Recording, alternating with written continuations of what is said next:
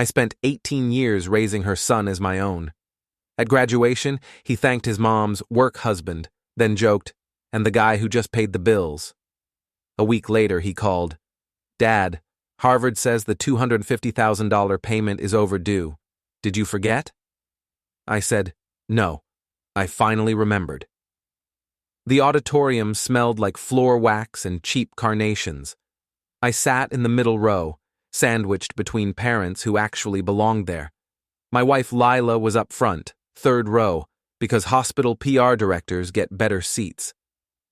Her boss, Connor Blake, sat beside her, his arm draped casually over the empty chair between them like he owned the space. When Kyle's name got called, I stood up. My hands were sweating. 18 years of parent-teacher conferences, scraped knees, midnight fevers, all building to this moment. He crossed the stage in his blue gown, shook the principal's hand, then grabbed the microphone. "I want to thank my mom," he said, and the crowd made that appreciative sound crowds make. "She's always been there for me, and I want to thank Connor Blake, my mom's work husband, who showed me what success looks like." People laughed. Connor waved like a politician. "And of course," Kyle added, grinning, "the guy who just paid the bills. Dad, this one's for you too." The applause felt like static in my ears. I sat down slowly. The woman next to me patted my arm like I was a dog who'd lost a treat. After the ceremony, I found them in the parking lot. Lila was laughing at something Connor said, her hand on his forearm.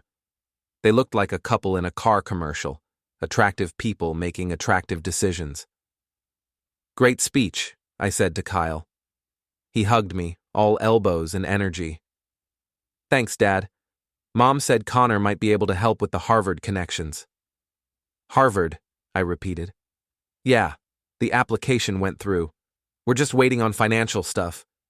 He looked past me toward the car. "Connor says he knows someone on the alumni board." Of course he did. I'm Ethan Hale, 42 years old, building inspector for the city, which means I spend my days crawling through crawl spaces and telling contractors their permit applications are missing signatures. I've got carpenter's hands and an engineer's brain, and people underestimate me because I show up to meetings with drywall dust on my boots. Lila is polished. That's the word everyone uses. Polished like furniture. She's the PR director at Mercy Regional Hospital, the kind of woman who sends donor thank you notes with real wax seals. When we met 20 years ago, she was a receptionist with a community college degree and a smile that made you forget your own name. Connor Blake became COO 3 years ago. European sedan, capped teeth, suits that cost more than my mortgage payment. He treats mentorship like a personal brand.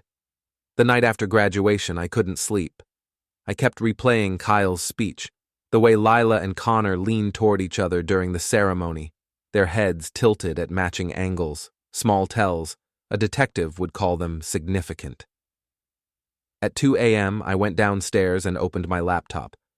Our family phone plan had a shared location feature. Find my iPhone. Lila's dot glowed blue on the screen. She wasn't at home. She was at Harborview Condos, Building 3, Unit 304, Connor's address. Before we continue, hit the hype button, subscribe, and like the video to help the channel grow. Tell us which city you are from in the comments. We'd love to get to know our audience better.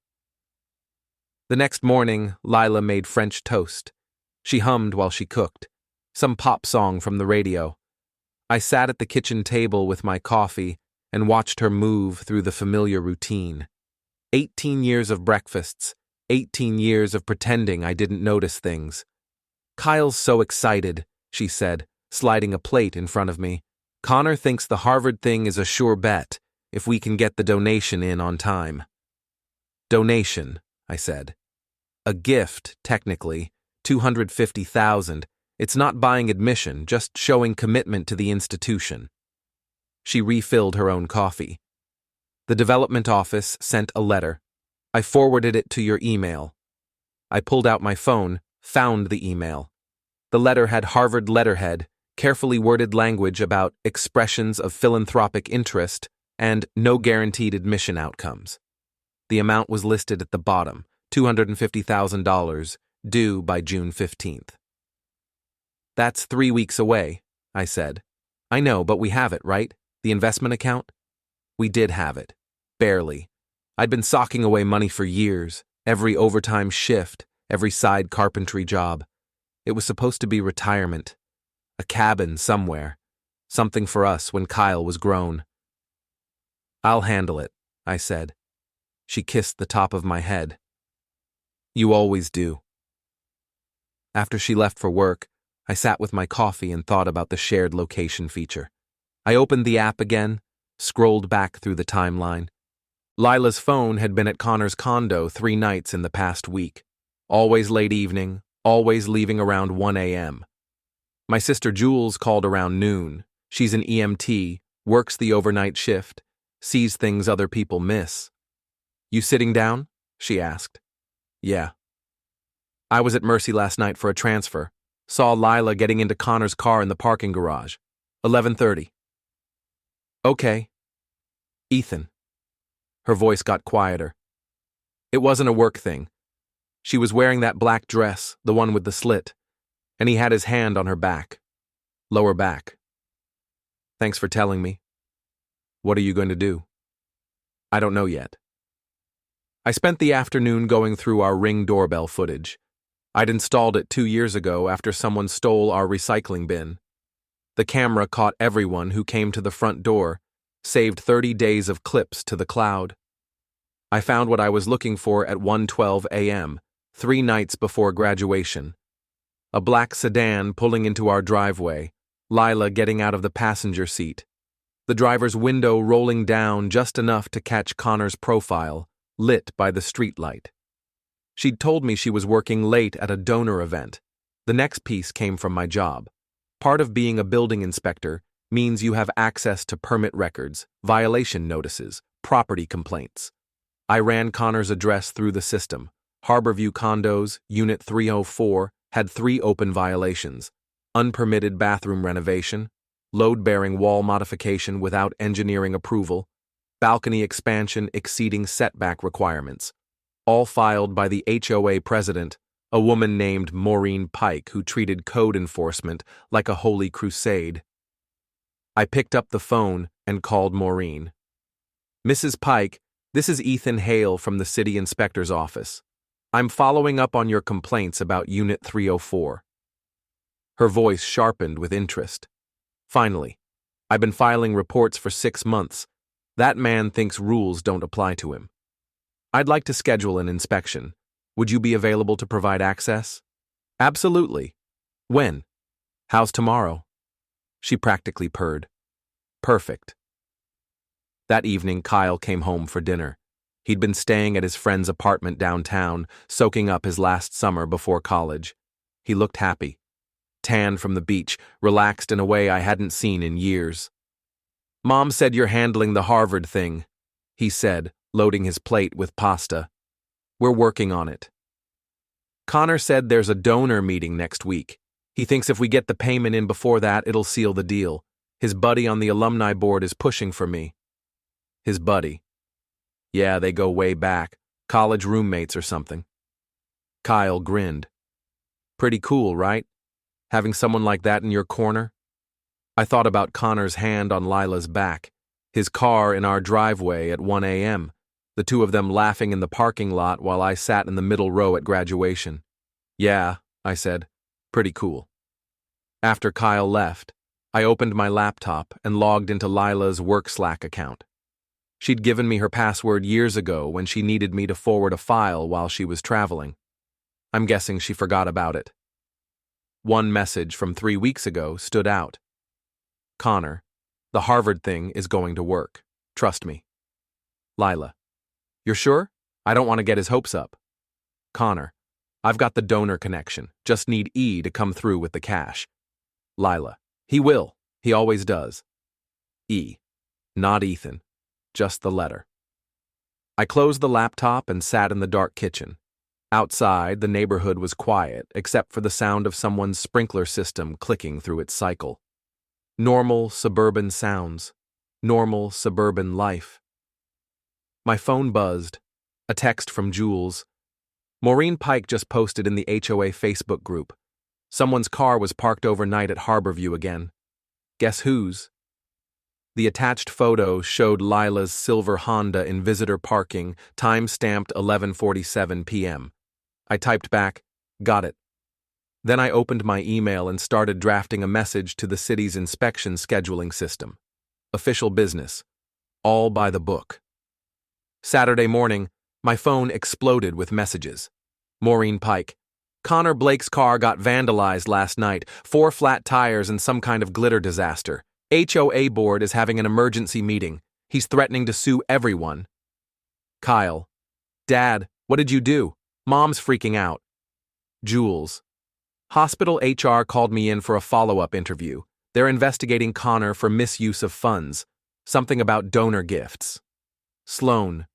Well played. Call me. I ignored them all and drove to the hospital. Saturday morning, administrative wing mostly empty. I used my inspector credentials again, claimed I needed to verify sprinkler repairs. Connor's office door was unlocked. He sat at his desk, still wearing yesterday's suit, hair uncombed, eyes red. Get out, he said. Can't.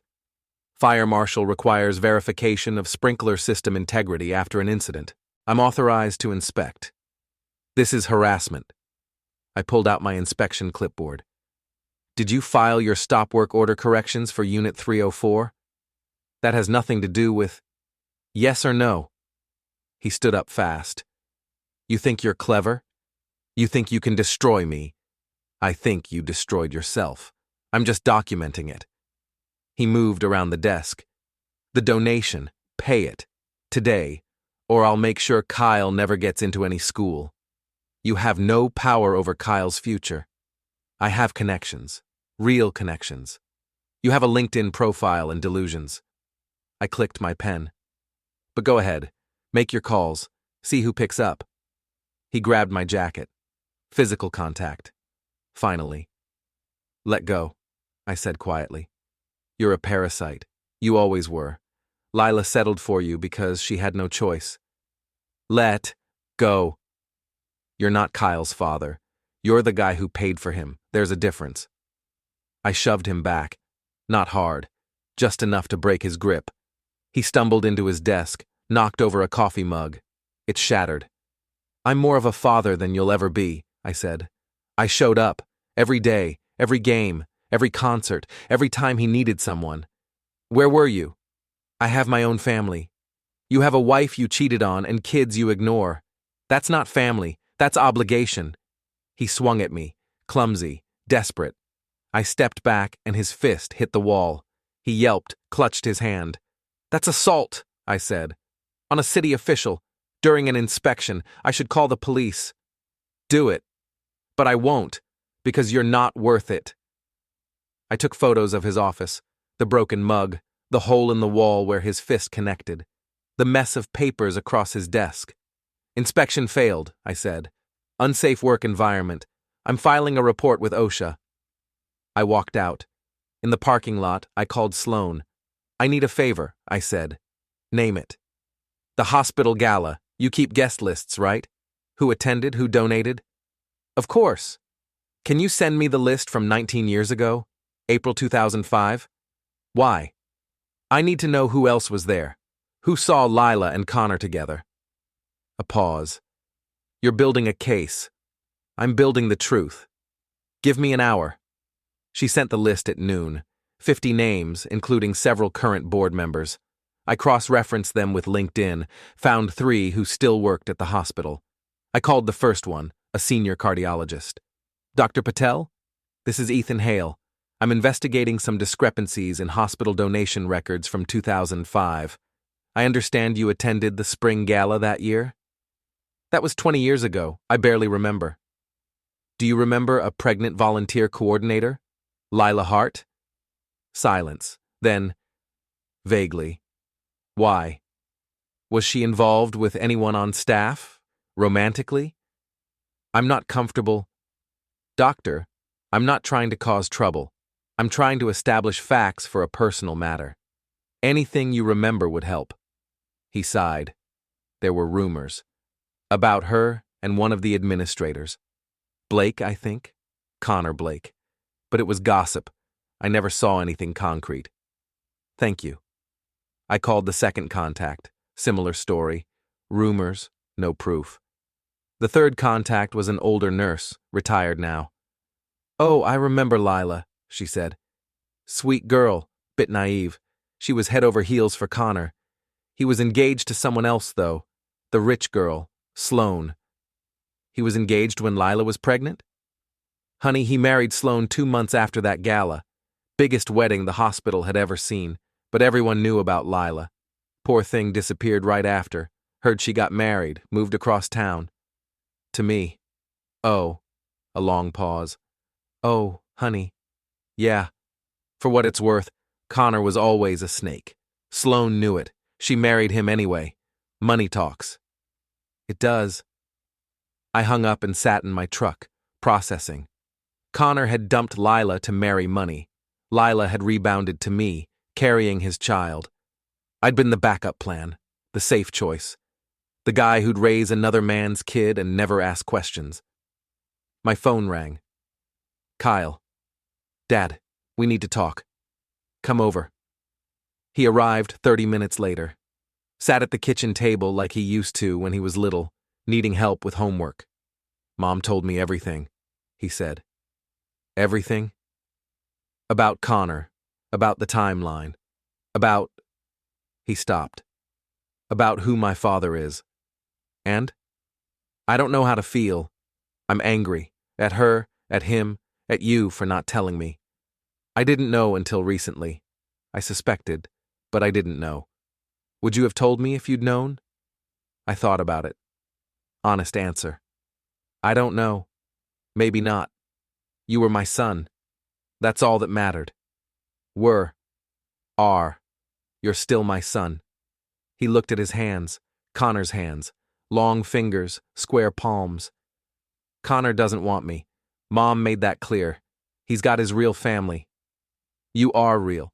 You're 18 years of real. Baseball games and science fairs and teaching you to drive. That's real. But the money, Harvard, all of it was fake. No, your grades are real. Your work is real. The donation was fake. Connor's promises were fake. But you earned your shot at Harvard the legitimate way. Did I, though? Because now they're not even responding to my application. Mom called them yesterday. They said, without the gift commitment, I'm back in regular admissions, which means probably nothing. Then we fight. Appeal, find scholarships, work 3 jobs if we have to, but we do it clean, no shortcuts, no favors. He looked up.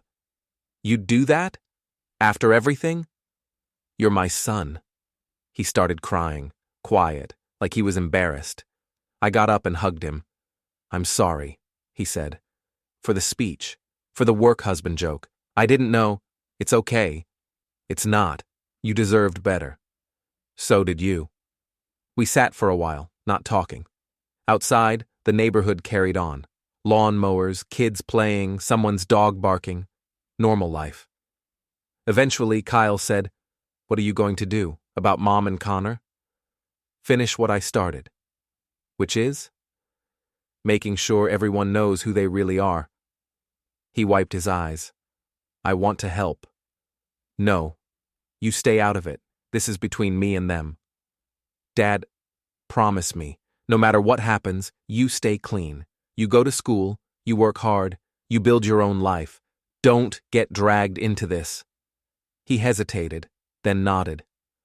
Okay. After he left, I opened my laptop and started typing. A document. Everything I knew. Every photo, every email, every timeline discrepancy. The hospital HR department would want it. So would the board. So would Sloane's divorce attorney. I worked until midnight, then sent the file to 3 email addresses. Subject line: The truth about Connor Blake. Then I went to bed and slept better than I had in months. Sunday morning brought consequences. Connor called at 7 a.m. I answered on speaker. You sent that email. His voice shook. I sent 3 emails. Be specific. To my wife, to HR, to the board chairman. Oh, those emails, yes. You're destroying me. You destroyed yourself. I just documented it. I'll sue you for defamation, harassment, invasion of privacy. Sue me.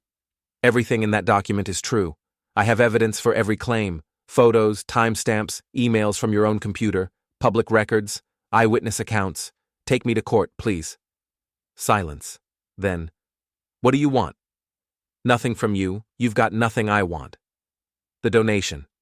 If I can make it happen without the development office, if I can get Kyle in through a different channel, no. For Kyle's sake, Kyle doesn't want anything from you, neither do I. Then why are you doing this? I thought about the answer, the real answer. Because I finally remembered, I said, who I was before you and Lila convinced me I was just a wallet. I hung up. An hour later, Lila showed up at the house. She looked terrible. No makeup, hair in a messy ponytail, wearing the same clothes as yesterday. Can we talk? She asked. No. Please, 5 minutes. I let her in. We stood in the kitchen. She didn't sit. Connor's falling apart, she said. The board put him on administrative leave. HR is investigating. Sloan filed for divorce. His condo building is threatening a lawsuit. Okay. This is your fault. No. This is his fault. I just stopped protecting him. You ruined him. He ruined himself. He lied, cheated, manipulated. I just made sure people knew about it. She crossed her arms. And us? What about us? There is no us. There hasn't been for a long time. I made mistakes. You lied about Kyle's father. You used me to raise another man's child. You conspired with your lover to steal our savings. Those aren't mistakes. Those are choices. I loved you. No. You needed me. There's a difference. She started crying. Real tears this time, not strategic ones. I don't know what to do. Figure it out. I did. Where am I supposed to go? Connor's condo, maybe? Oh, wait, that's red tagged. Try a hotel.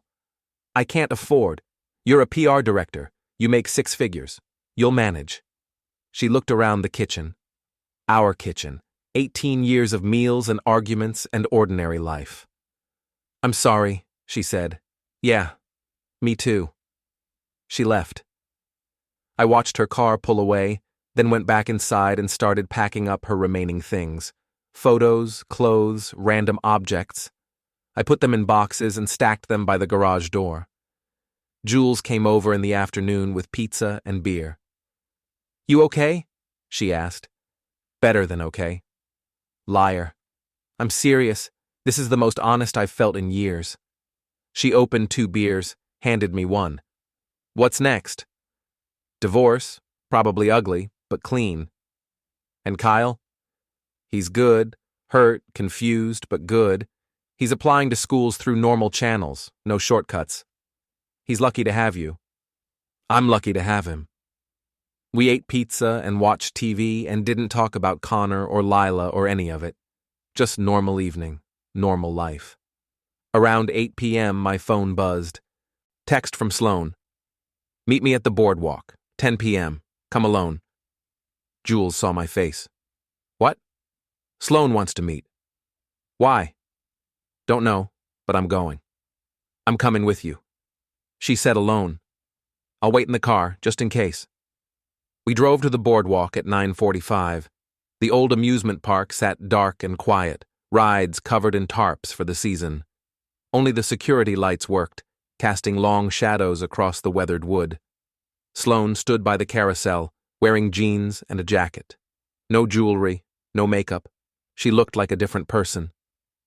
Thank you for coming, she said. What do you want? To say thank you and to give you this. She handed me a manila folder. Inside was a legal document. Divorce settlement agreement between Sloan and Connor Blake. What am I looking at? My divorce. Filed Friday. Connor gets nothing. No house, no savings, no custody. I'm taking everything. Congratulations. I couldn't have done it without you. Your documentation, your evidence. My lawyer said it's the cleanest case she's ever seen. Connor can't fight it. He has no leverage, no credibility, no allies. Good. She stepped closer. There's more. The hospital board voted yesterday. Connor's terminated, effective immediately. No severance, no references. They're considering pressing charges for misuse of donor funds. He stole? Not exactly. But he directed donations to projects that benefited him personally. Building renovations, equipment purchases he had financial interest in. All technically legal, but ethically bankrupt. Your HR complaint opened the door. Their internal audit did the rest. I flipped through the folder. Financial records, emails, board meeting minutes. Everything documenting Connor's slow collapse. Why show me this? I asked. Because you deserve to know you won. Completely. Totally. Connor Blake is finished. I didn't do it to win. I know. You did it for Kyle, and for yourself, but you won anyway. I took the paper, hands shaking. The results were clear. 99.97% probability of paternity. Connor was Kyle's biological father. I stood there holding proof that I'd raised another man's son for 18 years. How long have you known? I asked. I suspected for years, but I didn't want to blow up my life or yours. Then Connor started the affair with Lila again, and I realized he'd never changed. He'd just gotten better at hiding. Why tell me now? Because Kyle deserves to know the truth, and so do you. No more secrets. No more lies. I folded the paper and put it back in the folder. Does Connor know? Not yet. I'm telling him tomorrow. Then I'm filing a paternity suit for child support. 18 years of back payments plus future obligations. He'll fight it. Let him. I have evidence he acknowledged paternity privately. Old emails, cards, conversations. He can't deny it. What about Kyle? That's up to you. Tell him or don't. But if you ask me, he deserves the truth. She turned to leave, stopped. For what it's worth, you're twice the father Connor will ever be. Biology doesn't matter. You showed up. That's what counts. She walked away into the darkness. I stood alone on the boardwalk, listening to the ocean and thinking about 18 years of choices. Mine, Lila's, Connor's, all of us stumbling through life, making decisions that rippled outward. Jules appeared from the parking lot. Everything okay? Yeah. What did she want? I showed her the folder. She read through it, eyes widening. Holy shit, she said. Connor's done. Yeah. How do you feel? Tired. Want to go home? Not yet. We sat on a bench overlooking the water. The moon was half full, reflecting off the waves. Peaceful. What are you going to tell Kyle? Jules asked. The truth. All of it. He deserves that. And if he's angry, then he's angry, but at least he'll know who his parents really are. We sat for a while longer, then drove home. I slept better than I had in weeks. Monday morning, I called Kyle and asked him to come over. He arrived at noon, nervous. What's going on? He asked. I handed him the DNA test results. He read them twice, then set the paper down carefully, like it might explode. So it's real, he said. Connor's my biological father. Yes. And you've known how long? A few weeks, since I saw the photo from the gala. Why didn't you tell me? Because I needed to be sure, and because I was angry, not at you, at them. He stood up, paced the kitchen. Mom lied to me. Connor abandoned me. You... He stopped. You raised me anyway. Yeah. Why? Because you were my son. That didn't change when I found out the truth. But you could have left. Filed for divorce years ago. Started over. I thought about it. But I didn't want to lose you. He sat back down. This is so messed up. I know. What happens now? That's up to you. You're 18, legal adult. You get to decide what kind of relationship you have with Connor, with Lila, with me. I don't want anything to do with Connor. Okay. And Mom? He shook his head. I can't trust her. Not after this. That's fair. But you. He looked at me. You're still my dad, right? Always. He started crying. I hugged him, and we stood there in the kitchen while he worked through 18 years of lies. Eventually, he pulled back. What about Harvard? What about it? I'm not getting in without the donation. Regular admissions closed months ago. I'm stuck. No, you're not. We'll figure something out. Gap year, community college transfer, scholarships. There are options. It won't be Harvard. Maybe not, but it'll be yours. Earned, not bought. He nodded. Okay. Okay? Yeah, I'm good with that. We spent the afternoon talking through his options. State school with honors college, community college transfer program, gap year working and reapplying, all of them honest, all of them his. Around 4 p.m. my phone rang. Unknown number. Mr. Hale, this is Detective Morris with the city police. We need to talk about Connor Blake. My stomach dropped. What about him? He filed a complaint. Harassment, stalking, vandalism. Says you've been targeting him for weeks. That's not true. Can you come to the station? Just to give a statement. Do I need a lawyer? That's up to you, but we're just gathering information at this point. I drove to the police station with Jules. They interviewed me for an hour. I showed them everything. The stop work orders, the inspection reports, the HOA complaints. All legitimate, all documented. What about the vandalism? Detective Morris asked. His car, 4 flat tires, glitter through the sunroof. I don't know anything about that. You were at the hospital gala Friday night. Yes, along with 200 other people. Where'd you go after? Home. My sister can verify. Jules nodded. He was home by 10 p.m. I was there until midnight. The detective made notes. Mr. Blake says you've been stalking his residence. I inspected his condo, once, as part of my job. There are photos, reports, witnesses. He says you threatened him at the hospital. He grabbed me during an inspection. Self-defense. There are probably security cameras. More notes. Okay. We'll review the evidence. Don't leave town. Am I being charged? Not at this time. Jules and I left. In the parking lot, she said, Connor's desperate. Yeah. Be careful. Desperate people do stupid things. That night, I got a text from Connor. This isn't over. You took everything from me. I'll take everything from you. I showed it to Jules. She called Detective Morris immediately, forwarded the text. Threatening communication. On the record. Tuesday morning, the hospital announced Connor's termination publicly. A short statement citing ethical violations and misuse of institutional resources.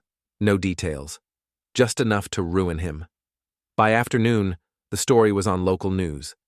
Mercy Hospital COO fired amid investigation. Reporters camped outside Connor's building, his face on TV, his reputation in ashes.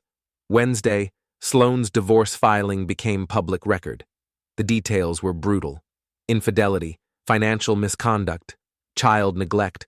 Her lawyer had included everything. Connor called me Wednesday night. You happy now? He said. You destroyed me. You destroyed yourself. I lost my job, my wife, my home, everything. You still have your kids, if you cared about them. This is your fault. No, this is yours. You lied, cheated, manipulated, you used people. You got caught. That's not on me. Kyle's my son. You can't keep him from me. I'm not keeping him from anyone. He's making his own choices, and he chose not to have a relationship with you. Because you poisoned him against me. Because you abandoned him. For 18 years, I didn't have to say a word. Silence. Then, the donation. I can still make it happen. I have contacts. Real contacts. I can get Kyle into Harvard. No. For his future doesn't need you in it. I hung up. Thursday, the city inspector's office cleared me of any wrongdoing. My supervisor sent an email. Investigation complete. Inspector Hale followed all proper procedures. No disciplinary action required. Connor's harassment complaint was dropped due to lack of evidence. Friday morning, Kyle got an email from the state university. Acceptance letter, full academic scholarship, honors college, everything he'd worked for earned legitimately. He called me crying. I got in. No donations, no strings, just my grades. I'm proud of you. This is better than Harvard. Damn right it is. That afternoon, I finalized the divorce paperwork. Lila signed without fighting. She was living with her sister, working remote, avoiding everyone. The house was mine. The savings were mine. Kyle was mine. Everything that mattered, I kept. The boardwalk woke up for summer on a Saturday in June. The rides got uncovered, lights tested, paint touched up. I took Kyle there in the afternoon, just the two of us. Walked the pier, ate overpriced hot dogs, pretended life was normal. We were leaving when I saw Connor's car pull into the lot. He got out slowly, scanning the crowd, looking for something, or someone. Dad, Kyle said quietly, let's go. Yeah. But Connor saw us, started walking over, determined. Kyle, he called out, wait, please. Kyle stopped. I put my hand on his shoulder. Connor reached us, out of breath. He looked terrible. Unshaven, wrinkled clothes, dark circles under his eyes. I just want to talk, he said. No, Kyle said. 5 minutes, please. I'm your father. Biologically, that's it. I know I made mistakes, but I want to fix this. I want to be in your life. Kyle looked at me, then back at Connor. You had 18 years. You chose not to be there. I didn't know how. You knew. You just didn't care enough to try. Kyle's voice was steady, calm.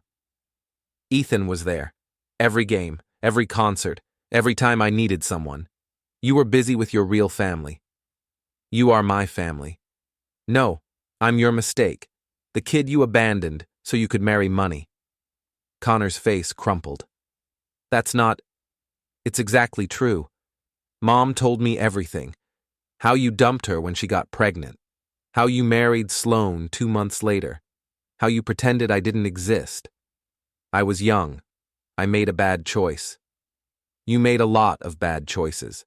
And now you want credit for showing up after someone else did all the work. Kyle shook his head. I'm good. I don't need you. Connor turned to me. This is your fault. You turned him against me. No, I said. You did that yourself. I'm his father. I have rights. You have DNA. That's all.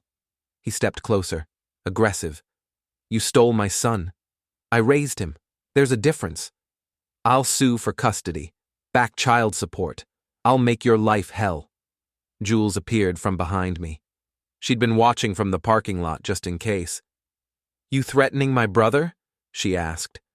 Connor looked at her, then at me, then at Kyle. Realized he was outnumbered.